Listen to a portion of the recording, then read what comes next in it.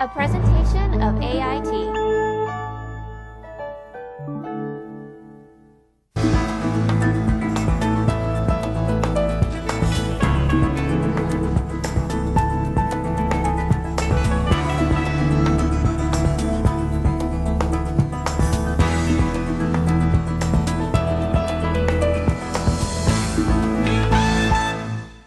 Phonemic awareness is the ability to hear the sounds of speech, to be able to discriminate the sounds, and to be able to manipulate them.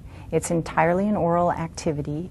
There are no letters attached to the words in phonemic awareness. It's all done orally. And it has been proven research-wise to be one of the key predictors in future reading success and in future reading failure. So we know that we need to get in early, kindergarten and first grade, and really work with phonemic awareness. The block activity that we use for phonemic awareness, it helps to have the kids have something tangible that they can manipulate. You can do the same activity just orally and have the kids manipulate the sounds just in their mind and say the sounds out loud. But with the blocks, it gives the kids something to actually touch and move, and so it makes it more real. So what I do is I start by just having the kids tell me the number of sounds that they hear in a word. So if I gave them the word cat, they would move a block for k, a block for a block for t.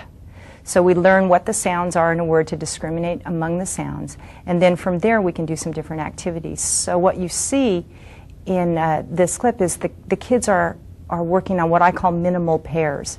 There's one change, there's two words that the kids get, like rice first, and they'll show me the three sounds for rice, and then I'll give them the word ice, and they have to decide which sound to delete.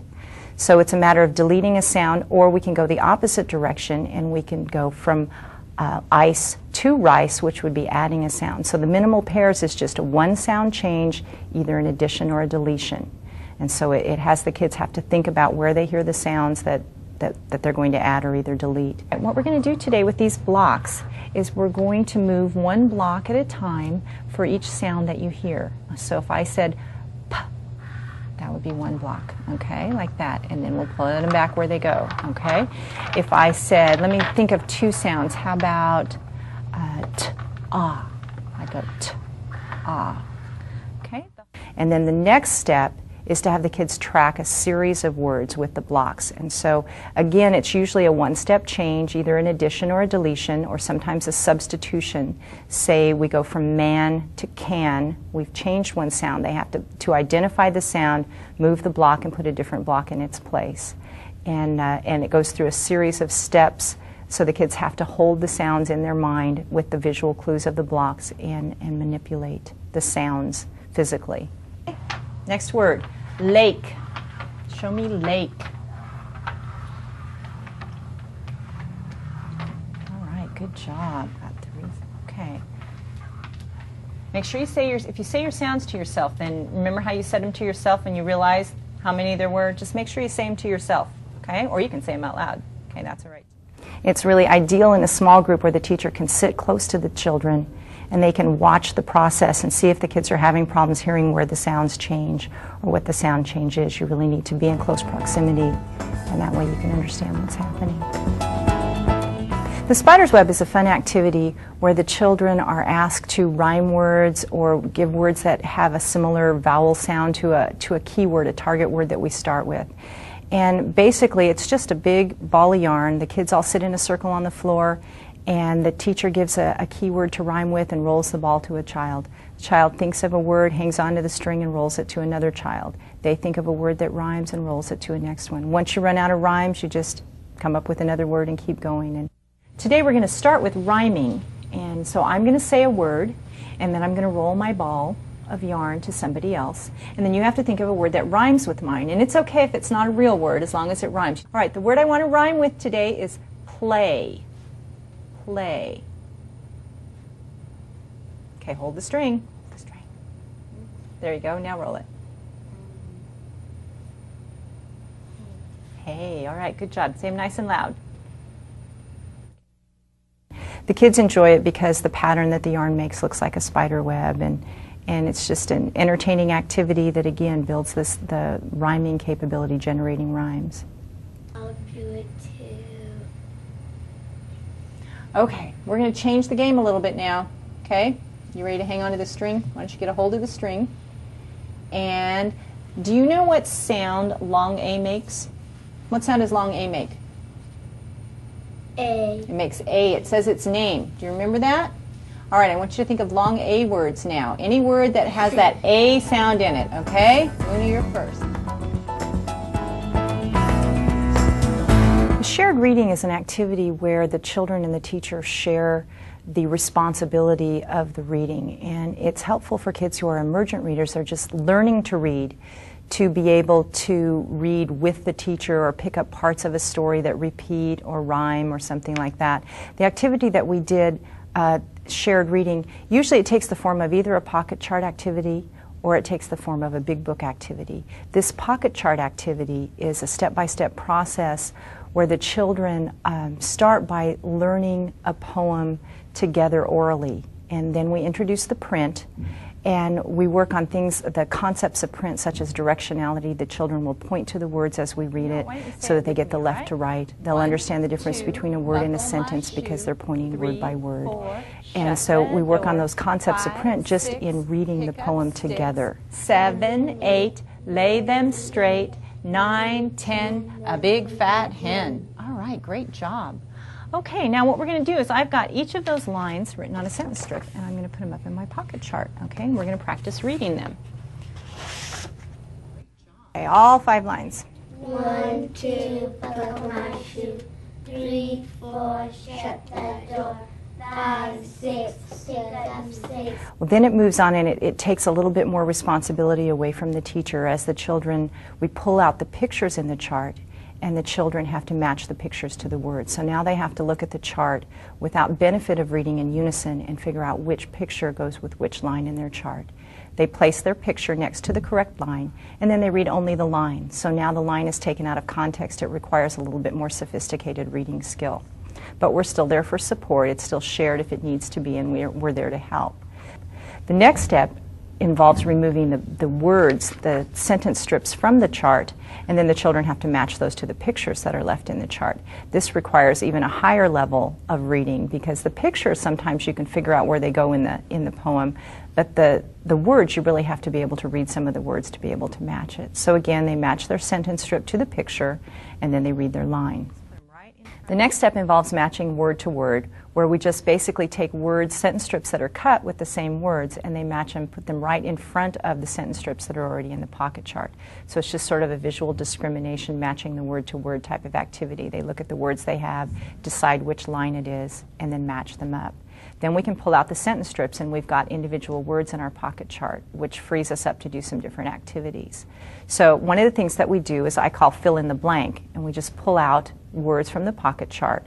We read together, but we don't say the word that's missing because we want the child to think of that, and then they have to come up and find the word and put it and read the word and put it in the pocket chart. Now what this does is, in order to be able to pick out the word, first you have to remember which word goes in the spot.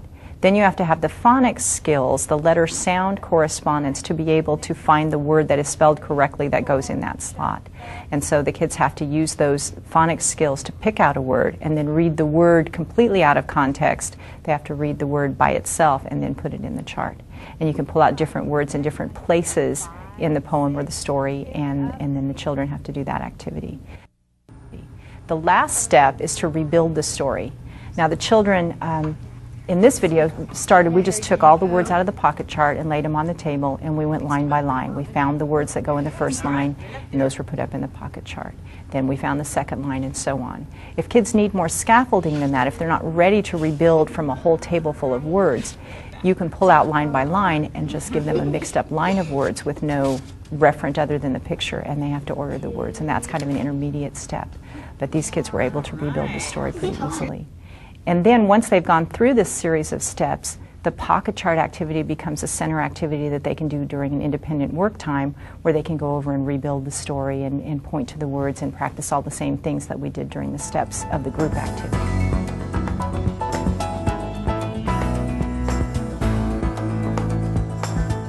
Read aloud activities, a lot of teachers read aloud every day. In fact, I'm pretty sure that all teachers read aloud to their students each day. But what teachers don't realize necessarily is that you can really develop some comprehension skills, some standards-based skills through your read aloud activity. So what we did with this story, The Flying Garbanzos, is we began with a pre-reading activity called Puzzle Party, where the kids took pictures from the story that I had mounted on construction paper and cut into puzzles. They took the puzzles, they found their partners that had the other pieces, and they built the puzzles. Then they had a chance to take a look at the pictures, which were illustrations selected from the story, and make predictions about what the story was going to be about. And I tried to tailor some of their predictions so that we could get an idea of who they thought the characters in the story might be, or what they thought the setting of the story might be, some of those elements of plot that we see in our standards that we can easily talk through in a pre-reading activity or during the course of a story that we read aloud. All right, today we're going to read a story, but before we read the story, we're going to try to figure out a little bit about what the story is going to be about. And the way we're going to do that is I've got some pictures from the story, and as you can see, they're kind of all in pieces, so we need to put together the pieces to put the pictures together. And then when we look at the pictures, we'll have some clues about what the story is going to be about.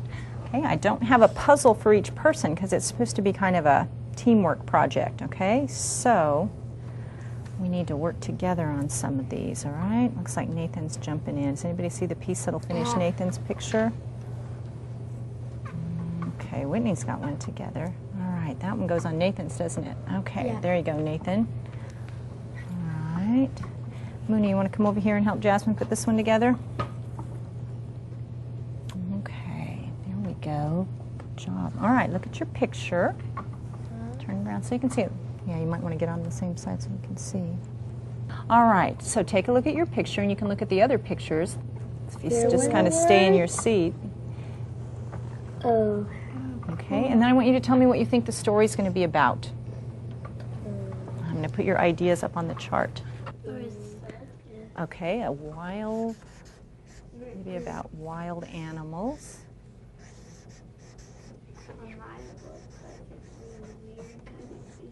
Or a circus. Okay. The story is called The Flying Garbanzos. It's written and illustrated by Barney Salzberg. Okay, so that cover kind of looks like one of the pictures that we were working with too, doesn't it? It does look like they're sort of a circus act. What do you think? They call themselves the Flying Garbanzos. What kind of act do you think they are? They're people that... So having done our predictions, then I read the story aloud. I used a technique called a directed listening thinking activity. And in that activity, I had already pre-selected some stopping points in the story. And at each stopping point in the story, we checked our predictions to see if what we had thought was going to happen had happened. We summarized what did happen, and then we made predictions about what we thought might happen further in the story. And of course, having the picture knowledge from before the reading of the story gave us some more ideas that we might be able to come up with. So we did that. We stopped, during the course of the reading aloud, we stopped at 3 stopping points. You don't want to stop at too many points and interrupt the story, but you want to stop in enough places, some key places that are picked in advance, so that the kids can do some predicting and some summarizing, which are skills that they need to have. Then at the conclusion of the story, we did an activity called Somebody Wanted But So. And what it is basically, it's a way to summarize the story from the perspective of characters. And so we started with somebody being Beanie, the birthday boy in the story. And Beanie wanted to get his birthday cake, but he couldn't get his birthday cake until his party, so he had to wait. That was our first starting type of activity. It basically takes you to a sentence frame. Somebody wanted something, but they couldn't get it for a reason, so they had to resolve their problem. It deals with, again, the character's perspective in the story. It deals with the problem solution. Okay, so they got his cake back, right? Okay, so it went off a cliff, but they all went after it and got it. Does that, I don't want to try to write all those words. Okay.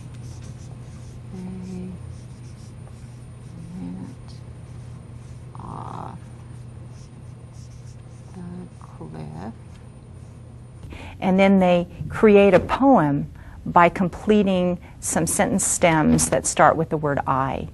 All right, in this case, we put some on a chart to start all together to do some brainstorming so the kids could get an idea of how this works since they'd never done this activity before. So your first line, I am, is simply the character's name. In this case, we did I am Beanie. And then from there, we read the stem, I want, and the children had to brainstorm ideas, and then we put I put one of those ideas up on the chart. They were able to put what they wanted to put on their own poem. And we worked through the first verse of the poem in that way, where we had some ideas up on the chart if they wanted to use those, or they could use some other ideas that were generated through the brainstorming. Then we read the rest of the sentence stems for the rest of the poem, and the children completed the poems themselves, and then they shared their completed products. Now we're talking about letter-sound correspondences. In a making words activity, the kids are given a set of letters that, if all put together in the right order, will make one big word. So the first activity in a making words activity is for the children to just manipulate the letters and try to see how many words they can come up with, and see if anyone can come up with the big word that all the letters will make. From that, again, I have a specified sequence of words that the kids are going to spell for me. And I start with a simple word like at. And so they put those two letters up, and then we'll either add a sound. It's very similar to the block manipulation in that we add a sound, or we delete a sound, or we substitute a sound, and we take the kids through a whole sequence of words that get more and more sophisticated until we finally build the big word at the end. We're going to start out easy. I want you to make the word at. Now, I'm going to try to give you a little bit of direction, kind of like we did with our blocks when we're doing sounds. So this one, you're going to change one sound. So you're going to go from at to an. Now, the activity could end there, but what we usually do at the end of that activity is then I have the words already prepared on word cards. We sort them according to, it could be a vowel sound, it could be a rhyme, it could be beginning sounds, it could be a blend, whatever the lesson topic is. In this case, we sorted according to the vowel sound, long vowels and short vowels, because those were the words that we dealt with in our making words activity.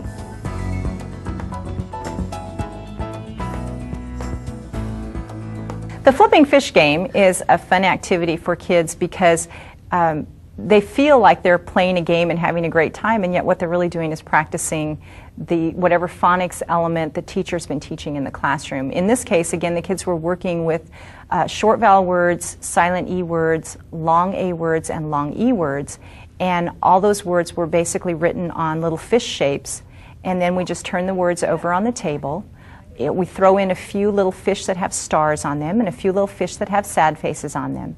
And then when it's the child's turn, they flip a fish over. If it has a word on it, they read it. If they read it correctly, they keep the fish. If they read it incorrectly, then they're to give the fish to me. Now, sometimes I fudge a little and give them a little assistance because it makes the game more fun that way if they can feel really successful. But the idea is then that they collect the fish that they're reading. And if they pick a star fish, then I give them 2 words to read, so they get an extra word, and that builds up their little stack of words. If they get a sad face, then they give that to me, and they don't get to read a word that turn, and that, again, drops their number, which is how it turns out to be a game where we can actually have a winner. It's actually more a luck of the draw kind of activity in terms of who picks the stars and the sad faces in order to see who ends up with the most number of fish. But they really feel like they're having a good time and enjoying a game. And as a teacher, I get the opportunity to see if there's any difficulties with certain types of words that they're reading, and I can assess where they are and where I need to go next with my teaching.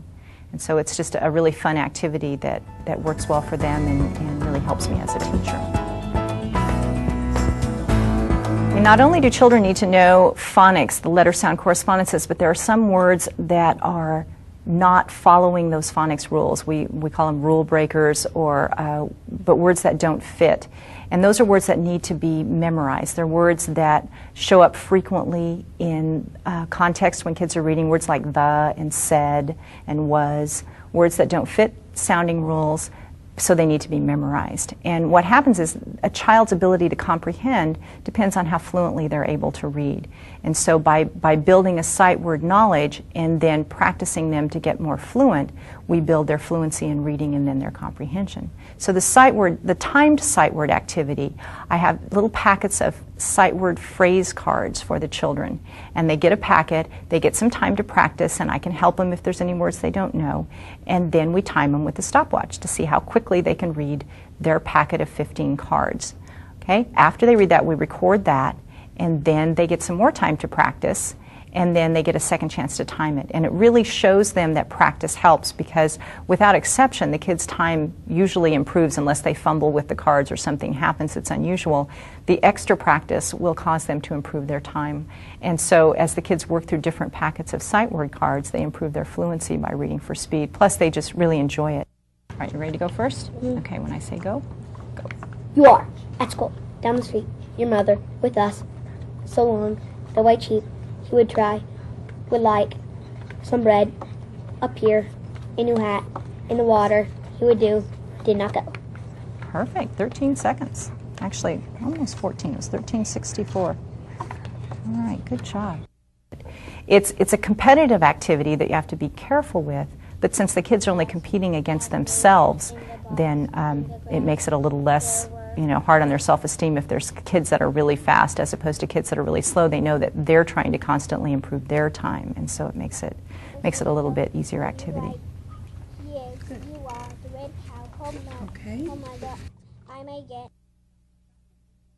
Guided reading is an instructional strategy where children are grouped according to their reading level, and they're given, every child has a copy of the book that's being used, and the book should be at the appropriate instructional level for the child to read with a little bit of assistance. So it's not as easy as an independent level book where they can read it on their own, but it's not so difficult that they need help a lot. It's about usually 90 to 94% that they are able to read it on their own. So what happens is we did a pre-reading activity. We did a cover prediction. We talked about the title of the book. We looked at the picture on the cover. We guessed what the story might be about, and then we looked at a few of the pictures. We did what was called a picture walk, where you look through a few of the pictures and you talk again about what the story might be about, make some predictions. Again, a pre-reading activity that just sets the children's mind so that they're ready to comprehend the story as it comes up. It enables the teacher to pull out some vocabulary that might be difficult so that when the kids come to those words, they've heard the words in a discussion of the pictures. And so we did that activity to get the kids ready to go. And then what happens is in a guided reading situation is the children all read the entire book. It's not a round robin reading where everybody takes a turn and reads a page. It's not a choral reading where we're all reading together. Every child reads an entire book themselves. The teacher is right there to do some guidance. The children are asked to read in a fairly quiet voice so the teacher can lean in and hear. The teacher is there to coach at a point of difficulty if there's a word that children come to. The teacher is armed with different prompts to get the child to read to the end of the sentence or to look at the picture or to sound out the word if it's sound outable. So you kind of talk the kids through developing those independent reading strategies rather than giving the child the word. The child is given a prompt to try to figure out the word on their own. And so it's a real effective strategy for kids to get some practice time with adult feedback. And so as the kids then read through the story, and I started the kids off one child at a time so that they're not all reading on the same page, because the weaker students in the group, and even though they're all leveled closely, there's going to be weaker students and stronger students. The weaker students will catch on to what the stronger students are reading, and then they're not doing their work on their own. So I try to stagger start the kids on their reading. And then I ask them when they finish, because they'll also finish at different times, to go back through the story and find the page that they like the best. And then when we do a read around, they get to share their favorite page of the story and why they thought that was their favorite. So I do get to hear each child individually if I haven't had a chance to lean in and hear them as they're reading.